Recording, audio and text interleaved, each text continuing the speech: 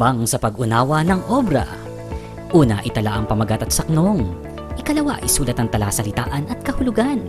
Ikatlo, ilarawan ang tauhan, tagpuan, suliranin at kalutasan. Ikaapat, iugnay sa tunay na buhay at karanasan ang mga aral. Ikalima, mas magiging mahusay kung ibabahagi sa iba ang natutuhan.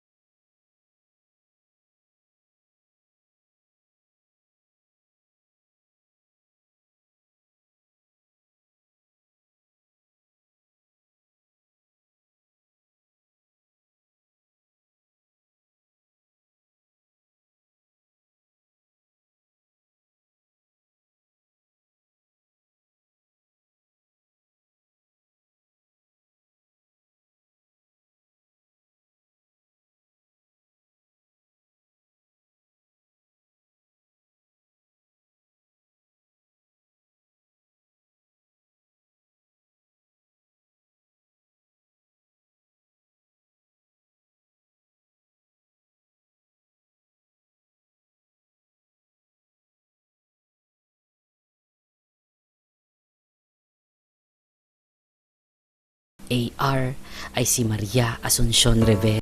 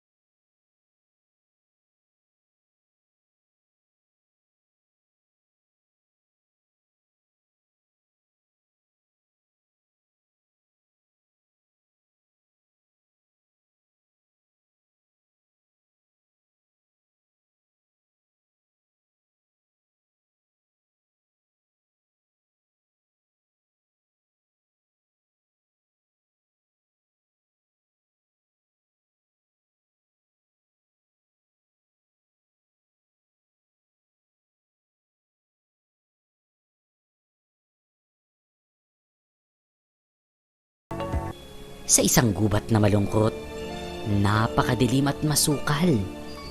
Hindi makapasok maging liwanag ng araw. Ang mga halaman at bulaklak ay kapwa kulay itim dahil sa dilim ng gubat. Lubhang mapanganib dito sa dami ng gumagalang mababangis na hayop. Ang hugot natin sa araling ito ay, alamin mo saan ka dapat lumugar. Bakit ganon? Kasi sa bahaging ito ay inilarawan na kung saan ang tagpuan o lugar ng kwento, kung saan iikot ang malaking bahagi ng kwentong Florante at Laura. Ikalawang kabanata.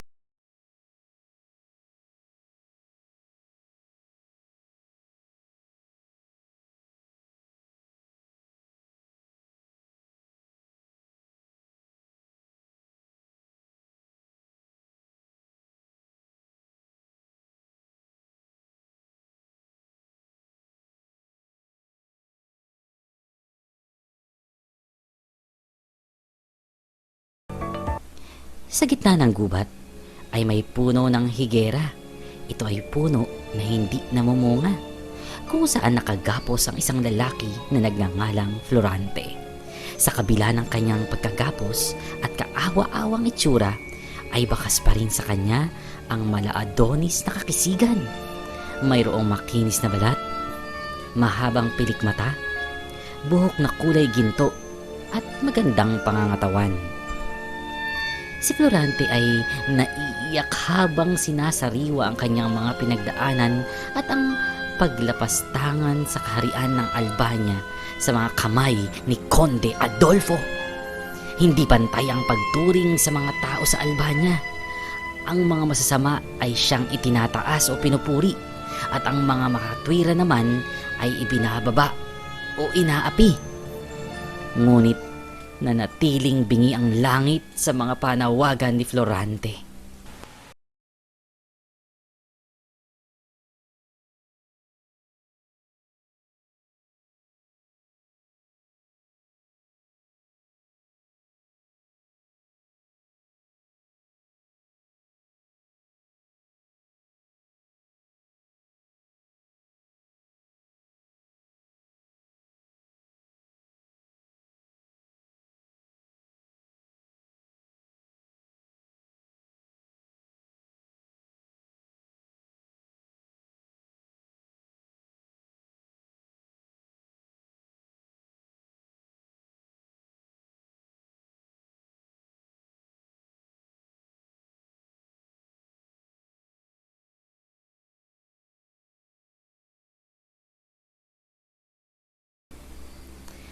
Habang nakatali, sa tuwing naaalala ni Florante si Laura, ay napapawi ng pansamantala ang kanyang dusa at paghihinagpis. Si Laura na lamang ang natitirang pag-asa para kay Florante, ngunit labis ang sakit kung maiisip na ang kanyang mahal ay nasa piling na ng kanyang kaaway na si Conde Adolfo. Mas nanaisin pa niyang mamatay na lang kaysa palaging maaalala na ang kanyang sinisinta ay nasa piling ng iba.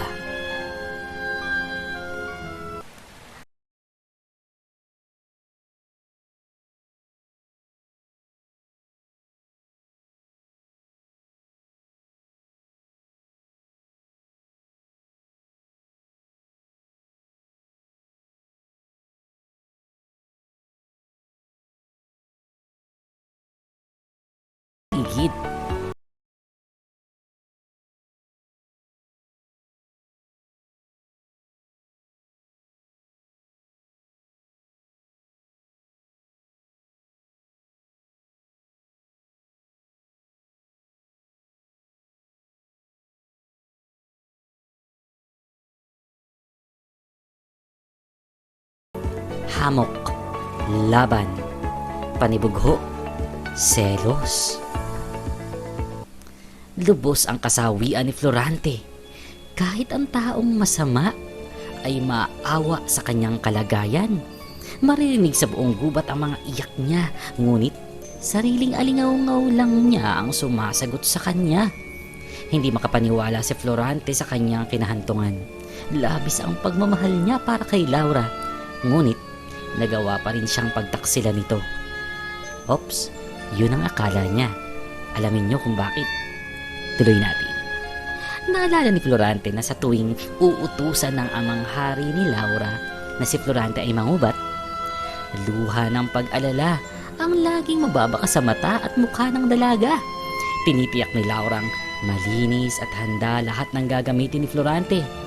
Nilalagyan niya pa ng letrang L ang turbante ni Florante. Naalala niyo ba yung akdang walang sugat? Meron ding paglalagay ng burda yung babae dun sa panyo ng kanyang kasintahan, hindi ba? Tulad nito. Tuloy na natin. Pagkagaling sa digmaan, labis lagi ang pag-aalala ni Laura. Hindi maniniwalang si Florante ay ligtas, kaya't ito'y kanyang tinitiyak agad. Dadalhin sa hardin, aaliwin at nilulunasan maging konting gasgas. Lahat pala iyon ay hindi totoo. Kaya't hinimatay si Florante dahil sa labis na hirap ng kalooban.